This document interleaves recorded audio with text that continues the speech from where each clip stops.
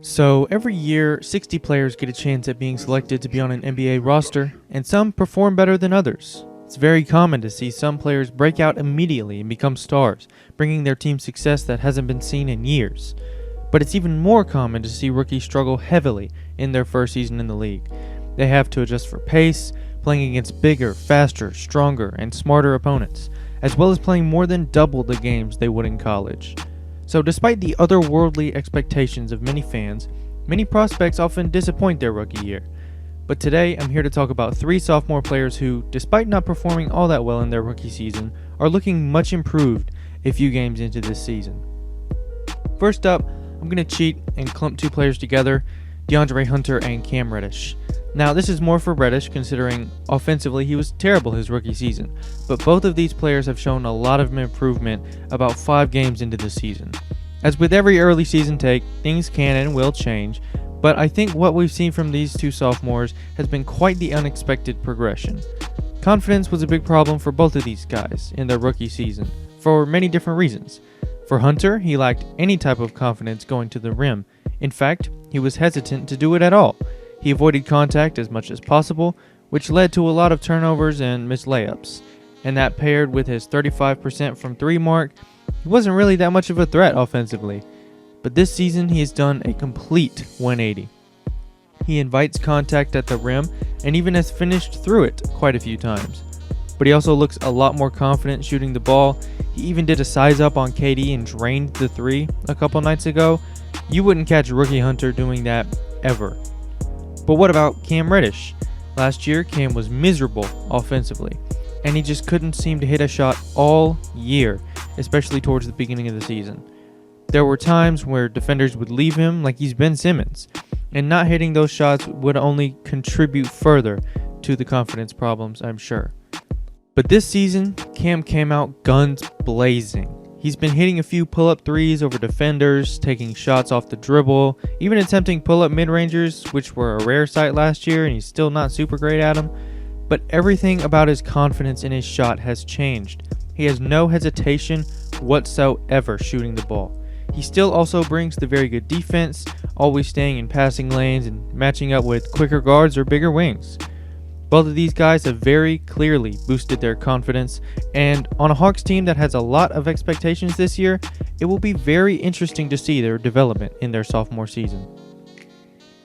For the next sophomore up, it's someone who was said to be a questionable pick by the Cavaliers, and that's Darius Garland. People questioned the Garland pick considering the Cavs had Sexton, and then the very next year they selected Garland with the 5th overall pick. Garland wasn't seen as a playmaking guard. He's not tall, and neither is Sexton, and Garland only played 5 college games before going out because of a knee injury. Even then, he didn't show any playmaking flashes really, averaging only 2.6 assists. In his rookie year, he averaged almost 4 assists with 2.6 turnovers, which is like 1.5 turnover ratio or something, which isn't great, and I understand that stats aren't everything, but it was still a little concerning. But oh, how people forget the struggle of being a rookie point guard in the NBA. It's the most stacked position, and I'm sure it's hard as hell to run the show when things are still moving at a million miles an hour. But after getting 1 year under his belt, Garland has come out in his second season on fire. Through 5 games, he's averaging 19 points and 7 assists, 1.4 steals, and is shooting 50% from the field and 51% from 3. The 7 assists is really what stands out to me because we all know the shooting numbers will level out, but going from averaging 4 to 7 assists while maintaining the same amount of turnovers is taking a huge stride as a playmaker. I haven't watched every Garland possession, but from what I've seen, he's recognizing when teammates are open a lot better. He's recognizing cutters faster. He's realizing when big men have position on someone in the paint, and all around he's just moving the ball well. Not to mention the off-the-dribble threes and shifty handles going to the rim he showed. He's starting to look like a real NBA point guard, and I think he's someone you definitely should watch out for this season. Last but not least, we have someone who is technically a sophomore, even though he was drafted 3 years ago, Michael Porter Jr. Michael Porter Jr. is someone who has the potential to be one of the best offensive talents in the league, particularly scoring the ball. His 6'10 frame, as well as his skill set, allows him to take and make really tough shots. But despite being projected as the number 1 pick at one point, he only played 16 minutes a game last year, only taking 7 shot attempts. He was efficient with those looks though, and he shot 50% from the field and 42% from 3 on 2.7 attempts per game last year. So while he should have gotten more minutes last season, he's certainly taking advantage of the freed up minutes this season with Jeremy Grant's departure in free agency. He's currently playing 29 minutes a game through 5 games, and nearly doubling his shot attempts at 13 a game. Believe it or not, his efficiency is improved, even though it's only 5 games in, blah blah. Shooting 4 more threes and still shooting 42% from 3 is pretty impressive. I don't care. I mean, that's only through 5 games, who cares? That's impressive to me. I mean, as I said earlier, his 6'10 frame enables him to take and make tough shots, and he's currently shooting 50% from mid-range, which is often over guys.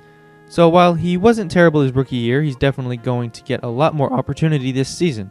And if he can hone his handle and really add a slashing aspect to his game, I think we'll really see the Nuggets offense take off this season, if Jamal Murray goes back to being playoff Murray. I mean, MPJ is currently shooting 75% at the rim, and while obviously a lot of this will dip, I think he's the real deal offensively. But anyway, those are 3 sophomores I think you should keep an eye out for. They're going to have major implications on how good their teams are this season. And if you enjoyed the video, consider leaving a like and subscribing to the channel. I'd greatly appreciate it. If you didn't like it, leave a dislike. And y'all have a good one.